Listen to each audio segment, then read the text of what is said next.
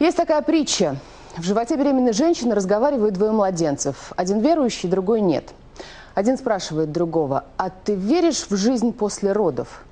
Верующий: конечно, всем понятно, что жизнь после родов существует. А здесь мы, чтобы стать сильными и готовыми к тому, что нас ждет потом. Это все глупость. Никакой жизни после родов нет, говорит неверующий. Разве ты можешь себе представить, как такая жизнь могла бы выглядеть?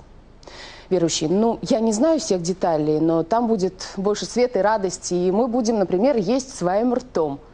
Это смешно. У нас есть своя пуповина, и она нас кормит. А оттуда еще никогда и никто не возвращался. Жизнь просто заканчивается родами.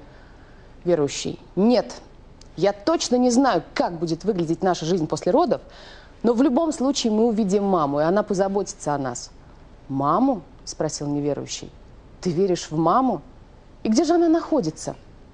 «Да она везде, она вокруг нас. Благодаря ей мы живем, а без нее мы ничто». Неверующий младенец: полная чушь. Я не видел никакой мамы, поэтому очевидно, что ее просто нет. Нет, я не согласен. Ведь иногда, когда все вокруг затихает, можно услышать, как она поет, и почувствовать, как она гладит наш мир. Я верю, что наша настоящая жизнь начнется лишь после родов. А ты веришь?